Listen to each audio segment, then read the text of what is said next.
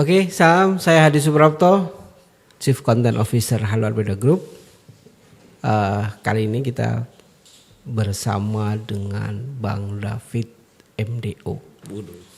Halo Bang, apa kabar Bang? Alhamdulillah Mas Hadi. Bang David. Bang, sebenarnya nama Abang siapa sih? Bang David MDO. Kemana-mana Bang pakai nama Bang David MDO nih.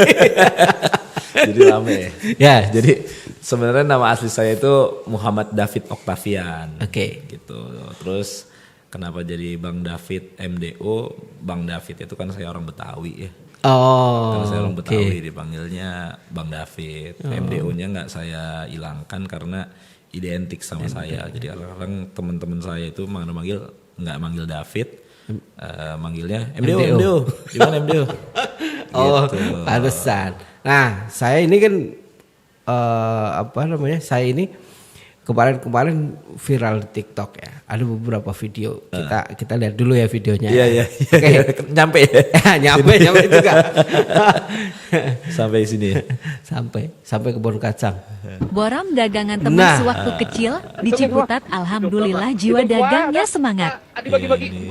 Oke. Sip. Ini ceritanya Jadi gini. video viral ini gimana? Ini yang bikin nama Bang David MDO makin populer ini. Jadi gini ya. Ini adalah video ketika saya berburu takjil. Jadi sedari awal puasa kedua, saya itu udah meniatkan diri saya mau keliling ke gang-gang di daerah kampung halaman saya, itu di Ciputat. Saya mau belanjain, saya bawa borongin dagangan UMKM tersebut. Nah kebetulan ini itu adanya di gang kelurahan Cipayung, yang jualan itu teman SD saya. Ciputat ya. Terus beberapa yang lainnya ini teman-teman saya di Ciputat yang dulunya itu teman parkir. Oh. Karena dulu di depan gang itu ada putaran balik. Putaran balik mobil gitu. Ini teman-teman rumah saya yang dulu waktu pas saya SD SMP teman-teman parkir. Berarti SD di Ciputat. SD Ciputat. Itu teman parkir. Nah, kebetulan yang jualan itu namanya Adi. Adi itu dari kelas 1 SD sama saya sampai kelas 6 SD sama saya. Dia itu dulu teman main saya bola, teman main saya pulang sekolah, berangkat sekolah gitu ya. Alhamdulillah saya ketemu lagi sama beliau. Beliau punya semangat untuk berdagang. Kayak gitu Mas Adi. Jadi saya habisin langsung dagangannya, alhamdulillah. Karena gini Mas Adi, ketika seseorang itu sudah berani memulai usaha ya Mas Adi, yang sulit itu adalah menjaga mental. Gitu. Mental gitu. Ketika dia udah mau punya kemauan untuk berwirausaha, berdagang, mental gengsinya ditinggalkan kan. Meskipun dagangannya kecil. Nah, dia sudah meninggalkan mental gengsinya, tapi ada satu lagi mental yang mesti dia jaga. Konsistensi. Istiqomah. Nah, ketika dagangannya nggak laku, ketika dagangannya kurang terjual segala macam, itu kan harus melatih mental. Nah, saya nggak mau mental mereka itu jadi terganggu karena mereka harus bersabar. Dagangan itu nggak laku. Akhirnya saya borongin aja semua biar mereka seneng.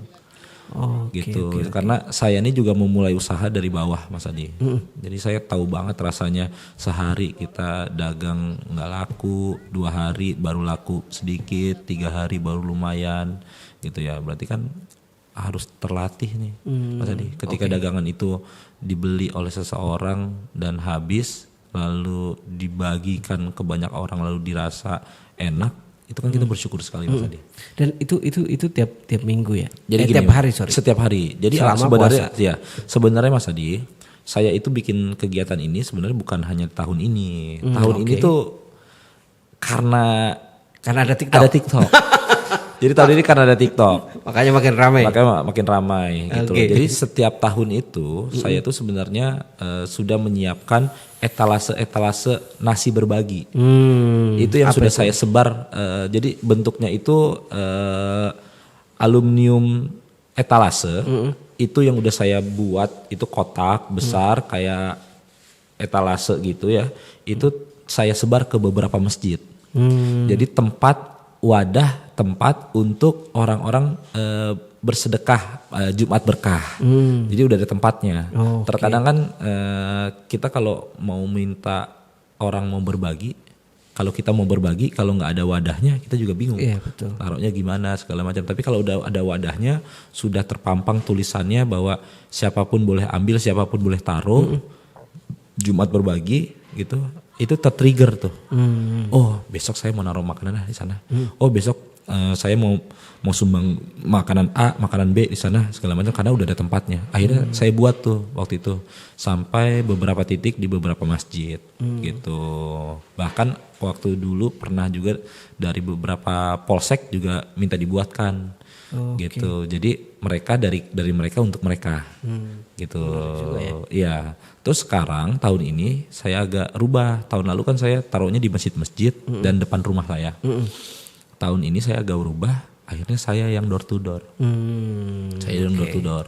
Saya berusaha untuk bisa masuk ke gang-gang. Kenapa? Mereka ini kan pedagang tahunan yang bukan rutinitasnya berdagang. Mereka berdagang itu hanya ingin punya uang lebih untuk berlebaran. Betul. Gitu loh. Nah, saya mau menyemangati mereka sebenarnya.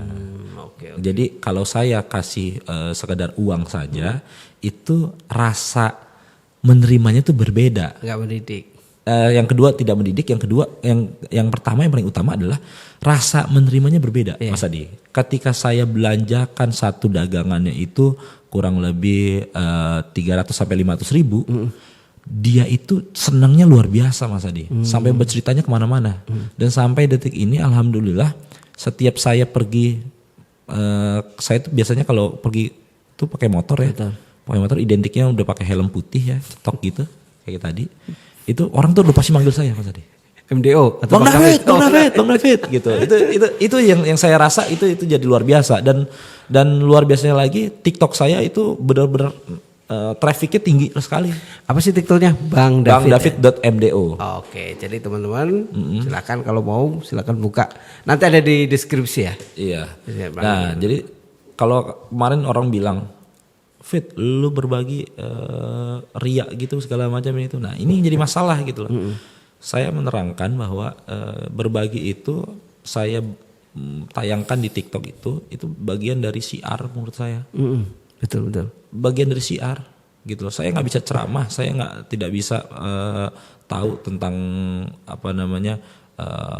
ayat-ayat suci Al-Quran perihal tentang berdakwah atau bagaimana. Yang saya tahu zaman saat ini bagaimana caranya kita bisa memotivasi dengan orang tindakan. banyak dengan tindakan, dengan teknologi. Betul, dikawinkan dengan teknologi. Bagi saya melakukan hal tersebut itu untuk bersiar aja, agar teman-teman yang memiliki kemauan itu berani untuk berbuat gitu dan bermanfaat gitu. Terus ada lagi, saya pernah dengar beberapa ulama bilang ya, bersedekah itu nggak boleh terang-terangan, bersedekah itu harus umpet-umpetan. Bersedekah itu sebenarnya boleh terang-terangan, boleh umpet-umpetan. Yang masalah itu adalah terang-terangan nggak sedekah. Itu aja masalah. Iya betul. Ya kan? Yang masalah adalah udah terang-terangan, lu nggak sedekah. Udah ngelihat orang sedekah, ngelihat orang berbagi, sirik lagi. Itu kan yang masalah gitu. Bang, tadi ada yang menarik.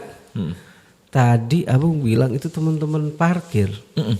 Itu gimana? Jadi beneran itu teman parkir? Beneran. Jadi dulu itu di Ciputat ada 2 putaran balik parkir yang lumayan ramai. Yang pertama itu dulu itu di yang tadi ya, itu namanya orang nyebutnya itu Gang Kelurahan. Gang Kelurahan itu sebelah sama Apotik Betani.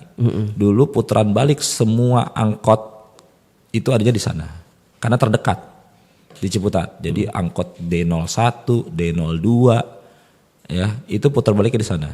Nah, putaran balik kedua itu adanya di Gang Masjid Aryat. Satu putaran balik dari jalan tersebut gitu. Nah, kebetulan yang tadi yang temuin itu dulu teman-teman yang dulunya pada parkir di situ. Ya, saya kan memang saya besarnya kecilnya di Ciputat, ya teman-teman main kecil gitu. Tapi nggak ikut muterin kan? Ya parkirnya? kadang-kadang ikut juga gitu, kadang-kadang ikut juga. Tapi kan karena saya nggak mencari nafkah di sana, ya alhamdulillah orang tua masih mampu gitu ya, jadi iseng-iseng aja gitu. Tapi ya, alhamdulillah teman-teman saya sama teman-teman masa kecil saya masih main bareng gitu, masih main bareng. Masih ada komunikasi. Masih ada komunikasi, main bareng. Kadang-kadang ya sekedar untuk memotivasi. Abang ini kan sekarang sudah sukses ya, jadi pengusaha sampai sekarang udah bisa berbagi. Orang biasanya dengan berbagi seperti ini kan biasanya ada masa lalu yang kelam kan. Jadi misalnya orang yang dulunya miskin terus atau hidup pas-pasan atau harus berjuang mati-matian. Nah, ketika sukses biasanya inget ke situ. Abang sebenarnya dulu pernah ini enggak sih? Kalau saya baca-baca Abang dulu pernah jadi permaksin. Oh ya, jadi Gimana awal mulanya ceritanya? ceritanya gini.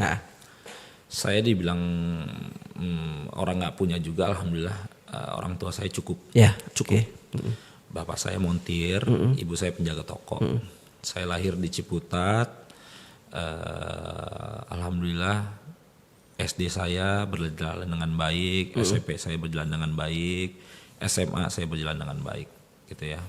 Perjalanan karir wirausahawan saya itu berawal mula dari motivasi ya. Saya pengen lihat gitu ya, anak Betawi. Anak Betawi kalau cuma ada di ketek orang tua yang gak akan jadi apa-apa gitu ya. Stereotip. Itu dia. Anak Betawi identik sama yang ngandelin harta banda orang tua tuh. Itu orang Betawi. Tapi saya melihat dari sisi lain gitu ya. Saya termotivasi, saya ingin coba mengeksplor diri saya sendiri gitu. Saya beranikan diri untuk memulai usaha dari yang terendah gitu. Jadi ya zaman dulu itu nggak usah jauh-jauh ya. Kita dagangnya forum ya zaman dulu. FJB. Forum jual beli. Jadi forum jual beli saya coba dari Kaskus gitu ya. Jadi gini, inilah saya ini punya kelebihan itu adalah marketing. Ya satu marketing gitu, terus kedua lobbying gitu ya. Dan saya punya motivasi diri adalah gini, suatu hal yang biasa dikerjakan itu bisa jadi bisa, itu biasa-biasa aja. Tapi kalau hal yang nggak biasa bisa jadi bisa, pasti luar biasa. Nah itu motivasi hidup saya. Ya dulu itu saya ngambil switching aja. Saya ambil barang di Kaskus zaman dulu, ambil barang di Kaskus, saya jualan di Facebook. Oh. Karena marketnya berbeda nih. Iya, betul. Pemain Facebook belum tentu mengerti tentang forum. Iya, betul. Belum tentu dia bagaimana cara membuat short. Dia mengerti. Nah, akhirnya saya ambil foto-fotonya. Terus foto-fotonya saya ambil, saya masukkan di Facebook. Tapi saya tahu ini nggak akan lama. Karena ketika orang udah tahu saya ngambil barangnya, fotonya sama segala macam, pasti saya di-ban. Di-ban lah. Entah pasti orang pasti nge-komen di situ, ngapain belanja di sini gini segala macam. Udah selesai. Nah, itu hanya sebagai batu loncatan saya modal awal. Awal jualan itu, apa dulu? Dulu itu macam-macam. Jadi macam-macam, ada jam tangan, ada kacamata, ya, terus ada korek api, Zippo, kayak gitu-gitu. Ngambil margin berapa? Ada belum bisa 200%. 200%. Bisa 200% tuh. Pantesan bisa jadi modal. Bisa jadi modal itu. Itu 2010-an dong ya? Itu 2008. Awal Facebook dong. Awal Facebook 2008, 2009 itu pas banget saya pertama kali masuk kuliah. Tapi itu nggak berjalan lama. Bagi saya itu batu loncatan aja, hanya sekedar uang jajan aja. Yang kedua itu ada cerita lucu lagi. Dulu itu waktu pada saat saya berkuliah gitu ya. Nah, ini cerita lucu nih. Inilah keahlian saya nih. Saya itu dulu karena melihat teman-teman saya di daerah, ya di daerah Mas Adi, mereka itu kalau belanja bingung tuh, taunya belanja di mana, di Tanah Abang, kalau enggak di Pasar Pagi. Saya takut-takutin. Udah jangan nanti copet, nanti apa segala macam ini itu. Kebetulan mereka pada punya toko, di kampungnya masing-masing, orang-orang Pontianak segala macam itu ya. Nah di situ saya ambil opportunity. Jadi Mas Adi, saya ini gengsi itu kalau urusan dagang nomor sekian bagi saya. Gengsi itu dagang nomor sekian bagi saya. Saya Gak itu malu sama pacar? Nggak malu. Saya nggak ada rasa malunya saya. Saya nggak ada rasa malunya. Malu kalau kita nggak punya uang, malu kalau kita nggak berusaha, malu kalau kita ngelihat orang bisa jadi someone, Kita biasa saja. Nggak bisa jadi apa-apa. Itu saya yang malu. Nah, akhirnya Mas Adi, saya itu kalau berangkat kuliah ya, itu naik motor sampai kampus, saya naik mikrolet, saya ke Tanah Abang. Kalau enggak saya cari halte busway terdekat. Halte busway terdekat itu ada di Selipi. Nah, saya ke Pasar Pagi. Pagi-pagi tuh. Pasar Pagi. Toko baru mau buka. Saya assalamualaikum. Padahal Chinese semua. Ci, izin Ci. Saya boleh foto ya Ci. Dulu zamannya kan masih BB. Handphone juga gak terlalu bagus kameranya. Saya fotoin dulu tuh Mas Adi semua. Saya fotoin semua, sambil saya catat. Sampai kampus saya balik segala macam. Saya kumpulin tuh teman-teman kuliah saya segala macam. Saya tawarin. Kalau enggak saya printin dulu di tukang print. Saya printin dulu semua. Terus saya catat. Ini satu seri. Jadi gini Mas, saya ini jadi ngerti kalau dagang di Tanah Abang, kalau enggak di di Pasar Pagi.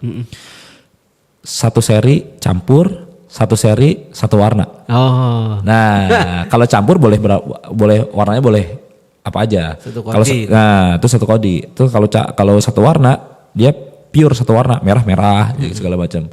Nah, itu saya catatin semua. Saya catatin, minta uangnya, baru saya kontak, baru beli. Nah, konsekuensi itulah yang saya terus jalani. Saya konsisten dan satu, saya integritas harus punya. Saya kalau udah foto segala macam itu, saya meskipun enci-encinya segala macam udah pada kenal sama saya cukup waktu 1 minggu lah untuk berkenalan diri gitu ya.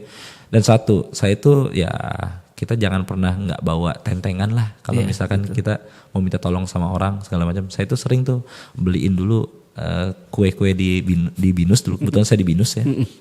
Beliin dulu tuh kue-kue jajanan pagi segala macam saya bawa. Itu salah satu keahlian gratifikasi. Salah satu keahlian saya tuh. Jadi Cici itu kalau sayang sama saya. Fit, lo olang segala macam, lo olang itulah, lo ambil aja dulu barang segala macam gitu. Jangan lo gampang lo tinggal bilang, jangan Ci, saya bilang. Ci jangan, saya bilang. Saya biar kan udah ada foto, yang penting bayar. Udah nggak apa-apa, lo olang ambil aja segala macam ini tuh. Nggak apa-apa, saya bilang udah selesai. Terus itu saya jalanin. Saya kalau ke kampus tuh ya bawa tentengan. Ini tas. Apa sih barangnya? Baju-baju perempuan. Astaga. Baju modif. Baju perempuan. Berarti jualnya ke cewek-cewek itu. Dulu itu istilahnya baju-baju Thailand lah, baju-baju Bangkok. Betul. Baju-baju Bangkok. Ya itu. Itu saya bawa tuh tentengan. Dan sampai singkat ceritanya, saya tuh pernah ditangkap. Nah, dulu namanya security itu di Binus itu namanya Protekom. Oke. Protekom itu ya kayak nama security-nya apa namanya? Di kampus. Di kampus lah. Ditangkap saya. Karena jualan di kampus kan, di area kampus kan nggak boleh kan? Nggak boleh kan? Nah itu lagi keahlian saya. Lobby saya jago lagi. Kasih mereka barang. Enggak. Saya bermelas diri tuh kayak gitu. Pak, saya ini jualan untuk ngelangsungin kuliah saya.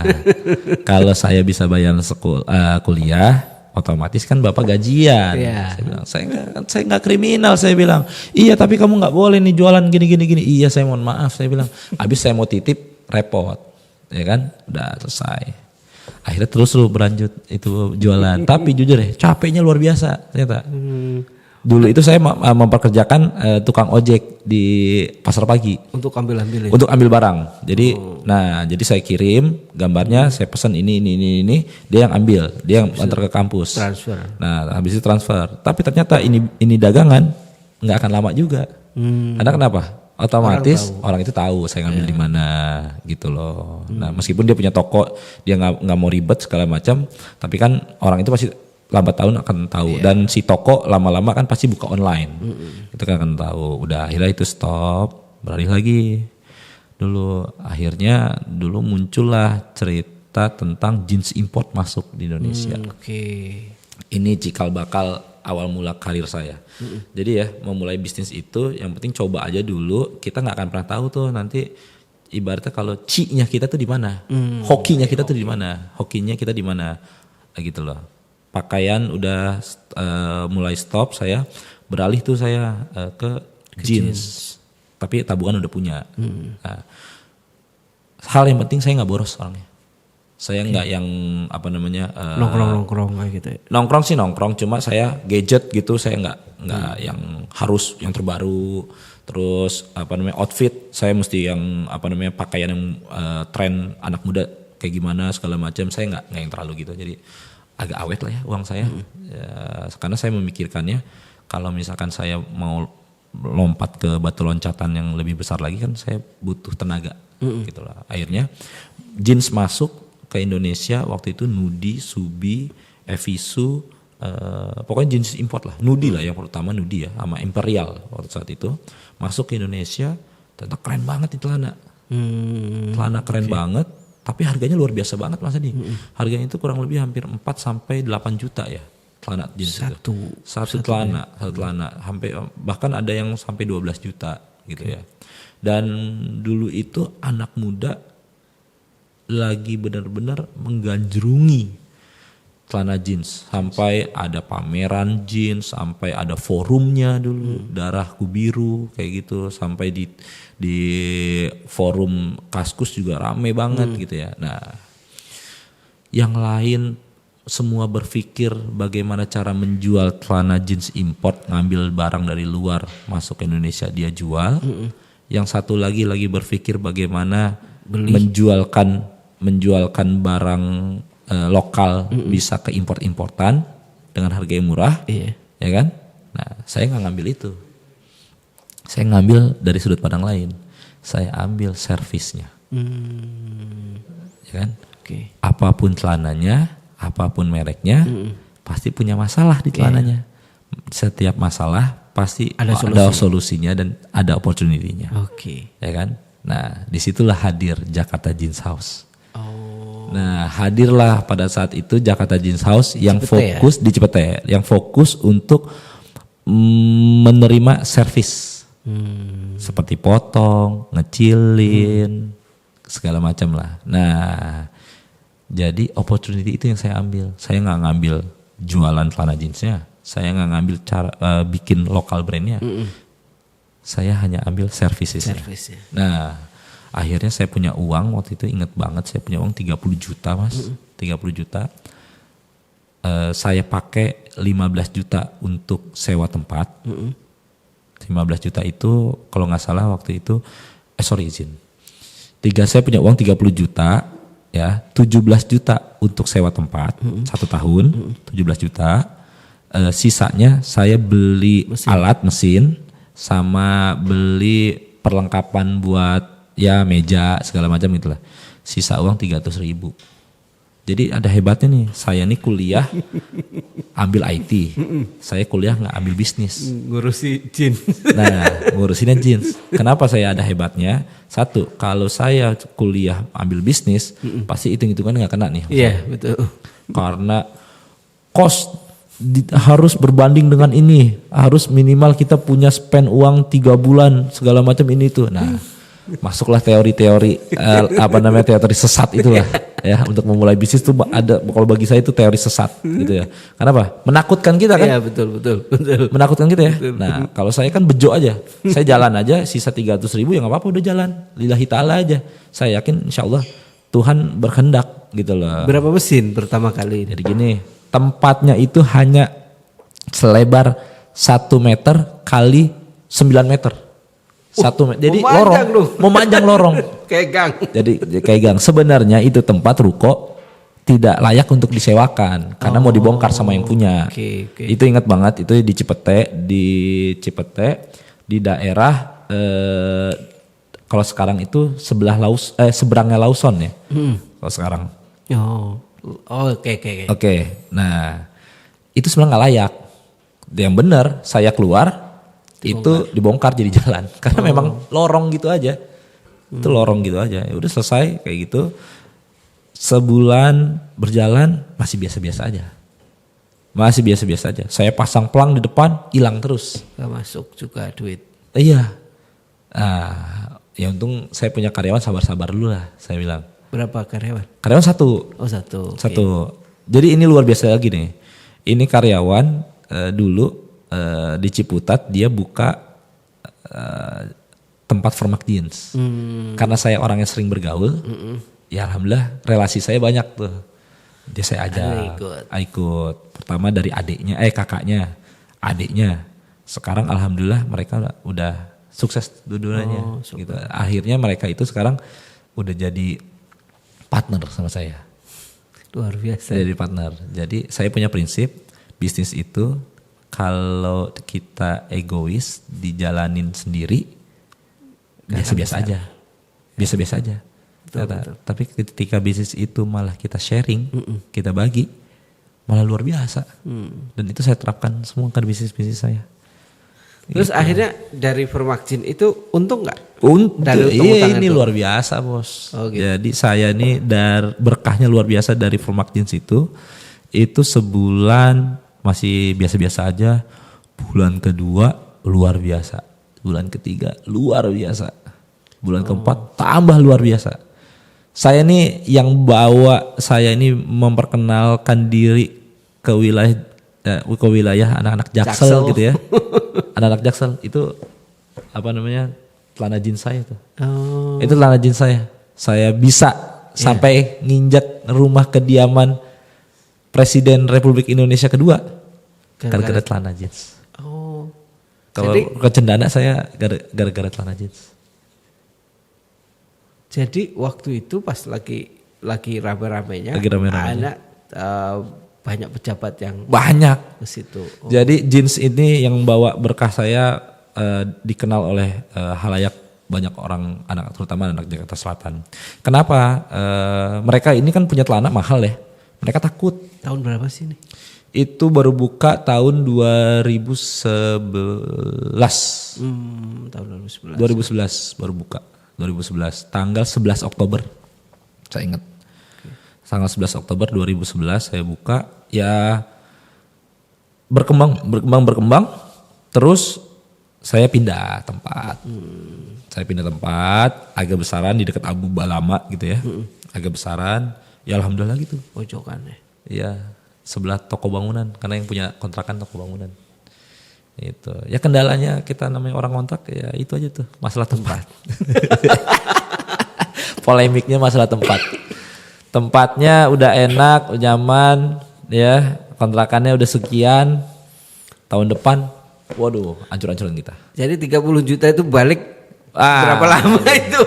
Alhamdulillah ya, Tuhan berkehendak tuh ya. Bulan kedua, ketiga? Bulan ketiga lah udah balik. Udah setelah itunya udah saya langsung modal yang kawin. Awal mulanya buat modal kawin. Yang awal mulanya saya kan kemana-mana kan ya pakai motor ya. Saya kemana-mana pakai motor. Saya pacaran juga pakai motor sama istri saya yang sekarang gitu. Ya saya pernah tuh ya dulu tuh naik motor, lampu merah, ada mobil Honda Civic. Saya ingat betul saya bilang sama pacar saya, yang nanti aku mau beli mobil kayak gitu. Oh udah kuliah aja dulu yang benar kata pacar saya gitu. Pokoknya aku mau beli. Ya, jadi kemana-mana itu saya kalau pacaran gitu ya saya naik motor. Dulu naik motor Vespa Corsa bapak saya. Terus saya punya motor Mio gitu. Sampai sekarang saya pakai motor Mio itu. Ya ya saya punya cita itu pengen punya motor tuh. Mobil tuh Honda Civic ya. Alhamdulillah saya inget banget bulan suci Ramadan lagi bulan puasa di tahun 2012-an. Tahun 2012 saya udah kirim mobil dari dealer ke rumah saya. Wih, dari Permakjin. Dari Permakjin. Sampai saya itu punya plat nomor waktu itu B305 JJH. Apa tuh? Bos JJH. Jadi saya dulu punya Honda Civic tuh, ingat banget. Honda Civic Masih ada anak ya masih kuliah udah pakai Honda Civic terbaru pada saat itu. Ya oke lah ya. Plat nomornya ini lagi. Ya plat nomornya oke gitu kan. Ya alhamdulillah. Ya Honda Civic oke lah ya, meskipun saya belum beli yang Eropa. Maksudnya Jepang Honda Civic anak muda umur 23 tahun. Alhamdulillah ya. Luar biasa itu. Ya bersyukur gitu. Tapi terus ya kita berjalan. Jenjang bisnisnya terus berjalan ketika saya kuliah dulu ya. Nah ini dia. Saya ini kan kuliah seusah mungkin saya kupu-kupu ya. Kuliah pulang. Sampai detik ini saya gak pernah punya grup. Teman-teman kuliah tuh gak punya. Oh oke. Karena gini prinsip saya. Kuliah ini udah mahal banget nih. Semester pertama saya ikut SP. Mahal banget. Ibu saya kasihan nih. Iya betul. Pada saat itu. Jadi sebisa mungkin saya mengurangi rutinitas pergaulan saya. Yang saya prioritaskan urusan dagang sama urusan kuliah. Saya ini kalau udah kuliah saya pakai strategi.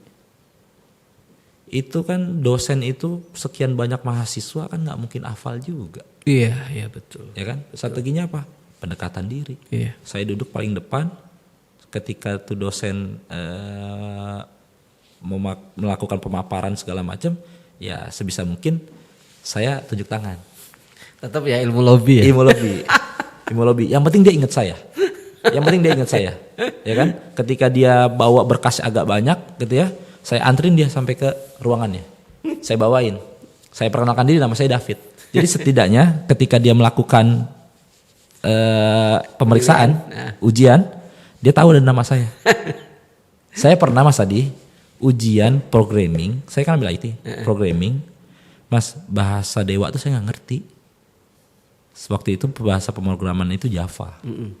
Mas, saya itu punya laptop, itu baru pas kuliah Mas.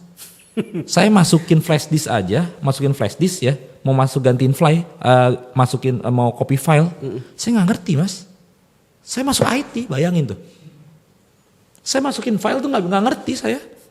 Nekat. Iya, jadi gini, ini kesalahan ada sedikit kesalahan orang tua juga ya. Saya punya kakak, ibu saya tuh amat sangat mempercayakan ke kakak saya, ke abang saya nih. Udah masuknya BINUS, masuknya IT, gini. Gimana saya mau masuk BINUS sama IT? Saya ini nggak ngerti tentang komputer. Yang saya tahu sistem informasi. Saya pikir sistem informasi itu berhubungan dengan komunikasi. Sistem informasi kan menginformasikan segala macam ini tuh. Hobi saya tuh ya yang ringan-ringan aja lah. Ya saya pikir PR gitu kan. Ternyata enggak Mas. Itu pemrograman yang sifatnya itu teknologi informasi. Tapi lulus kan? Ya alhamdulillah. Mas, alhamdulillah itu jadi challenge buat saya. Makanya strategi-strategi itu saya lakukan. Saya gak pernah kuliah itu nongkrong. Saya gak pernah kuliah habiskan waktu untuk himpunan. Saya gak pernah kuliah. Waktu itu pernah saya ikut himpunan B-Voice. Tapi gak lama lah itu ya. Karena ya bagi saya agak sedikit membuang waktu. Karena saya waktu itu udah bisnis, udah dagang gitu ya. Akhirnya saya jalanin hal-hal yang kayak begitu. Ya saya duduk paling depan, ya alhamdulillah. Dosen itu saya pernah Mas bikin ujian tuh ya. Saya nggak nulis apa-apa, saya cuma bilang Assalamualaikum warahmatullahi wabarakatuh. Kepada Bapak dosen yang terhormat, saya mohon maaf apabila saya tidak dapat mengisi ujian ini segala macam. Saya dapat lulus tuh Mas. Padahal Assalamualaikum Mas. Yang notabene saya harus bikin pemrograman dalam bahasa Java ya. C++ gitu ya. Udah ada gambar aplikasinya kayak bagaimana, saya disuruh buatkan tuh system.print.out segala macam, ini itu looping apa segala macam kayak gitu. Itu saya cuma bilang Assalamualaikum Mas, saya lulus tuh. Bayangin tuh. Itu kan berarti kan segala sesuatu hal di kehidupan ini kan berarti kan semuanya itu urusan komunikasi kedekatan. Itu bagian dari lobbying tuh. Dari lobbying tuh. Saya bilang kayak gitu. Terus kedua lagi ya. Dulu itu di sela-sela kuliah nih ya, sebelum dunia jeans saya masuk, ternyata ada lagi tuh. Saya tuh selalu mengambil opportunity tuh bisnis. Di kampus saya itu ada bakmi, namanya Evata. Itu bakmi Bangka mah. Di kampus. Di kampus tuh. Oke. Nah saya itu setiap ke kantin pasti saya pesan itu. Saya lihat, oh orang kok makan bakmi banyak ya. Saya bilang, oke. Setiap jeda antara kuliah jam pertama di jam kedua biasanya ada jeda. Saya kan nggak punya kos-kosan.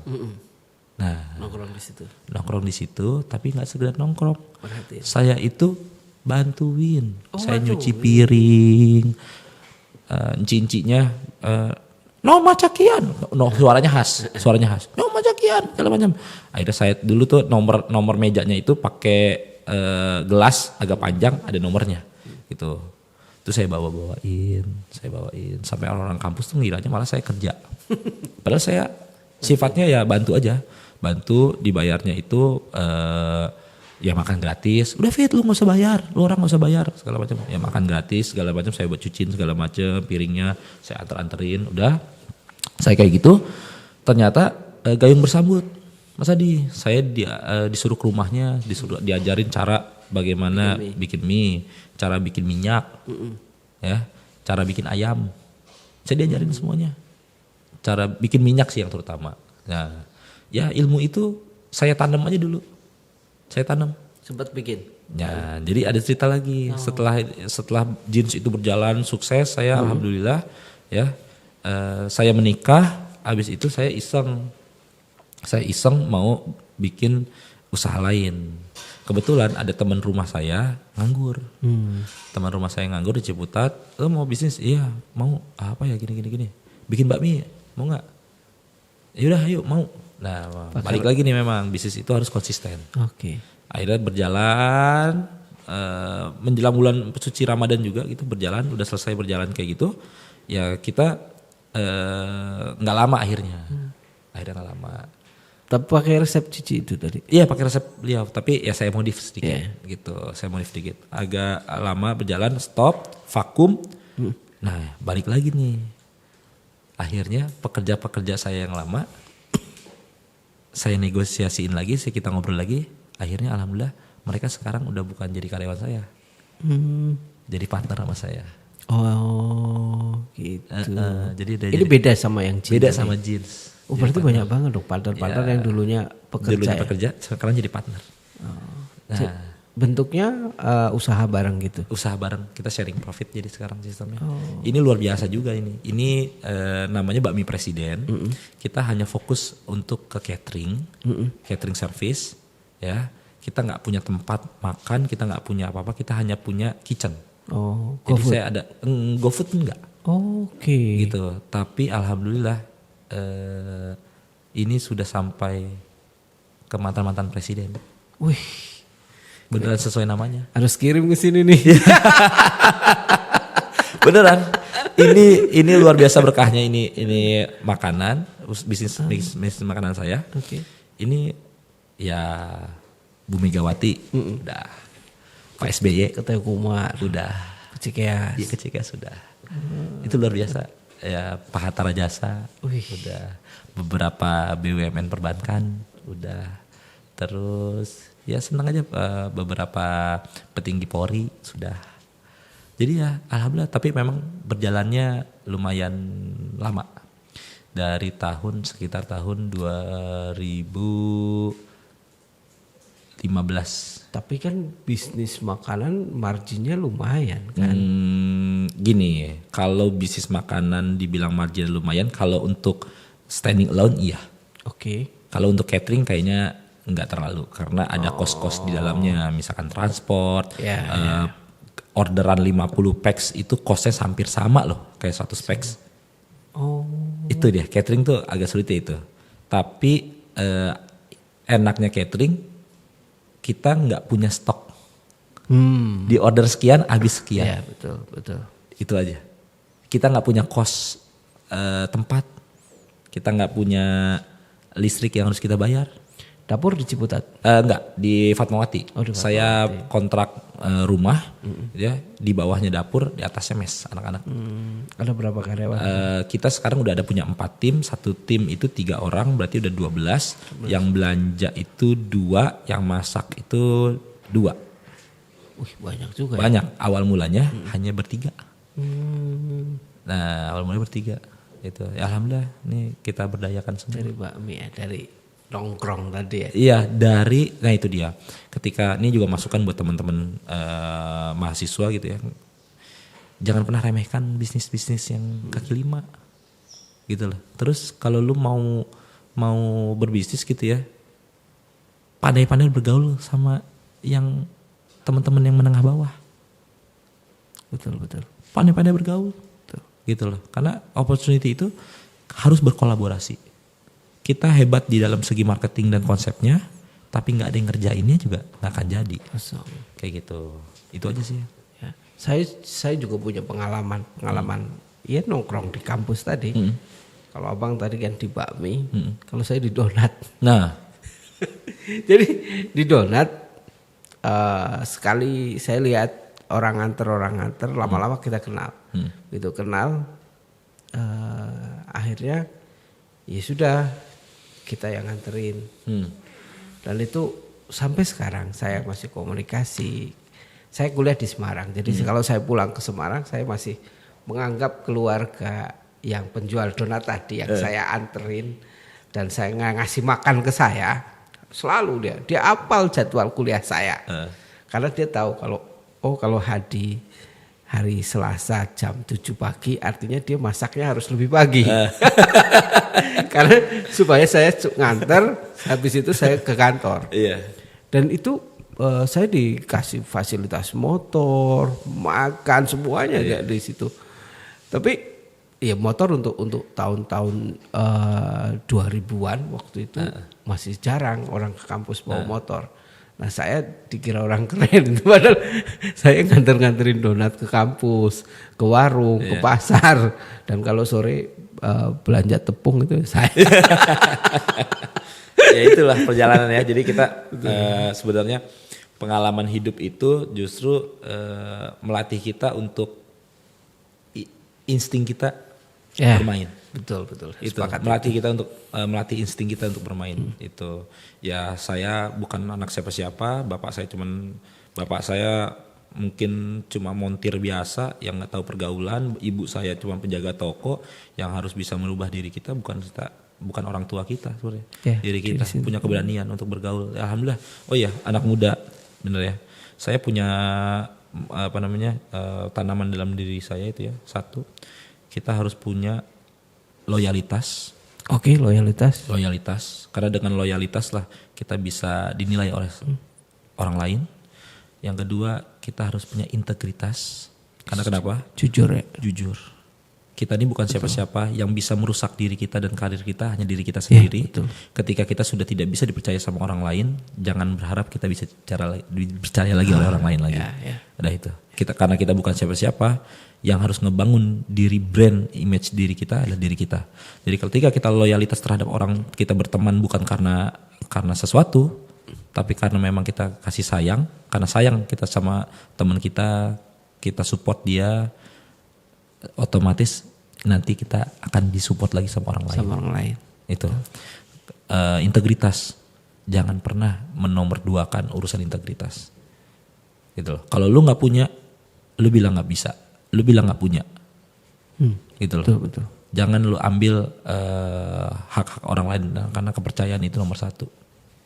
Itu aja. Alhamdulillah sampai detik ini banyak yang sayang sama saya ya. Alhamdulillah. Karena saya orang yang nggak neko-neko. Saya orang yang nggak neko-neko. Teman-teman saya, alhamdulillah. Ya itu dia, mungkin saya punya prinsip ya. Ngurusin hal yang biasa bisa jadi bisa, itu biasa-biasa aja. Kalau ngurusin hal yang nggak biasa bisa jadi bisa, itu kan jadi luar biasa. Itu aja semangat saya. Jadi saya kalau misalkan ada teman punya masalah, tolong ini begini segala macam itu, ya kalau nolonginnya biasa-biasa aja nih. Nolongin harus luar biasa. Nah, jadi itu ya kenapa abang bisa berbagi itu karena usaha yang dibangun dari jauh dari awal. Dari awal. Jadi ada khairun nas anfa'uhum linnas. Jadi sebaik-baiknya manusia adalah manusia yang bermanfaat untuk orang lain. Itu yang saya tanamkan. Saya ini tahu diri lah. Saya ini bukan anak siapa-siapa. Kita ini nggak punya saudara siapa-siapa segala macam. Saya yakin dengan integritas kita, dengan loyalitas kita, itu semua akan terbangun sendirinya. Oke, thank you, Pak. Oke, terima kasih. Kita cukup sekian. Lain kali kita ketemu dengan narasumber terbaik kami. Oke.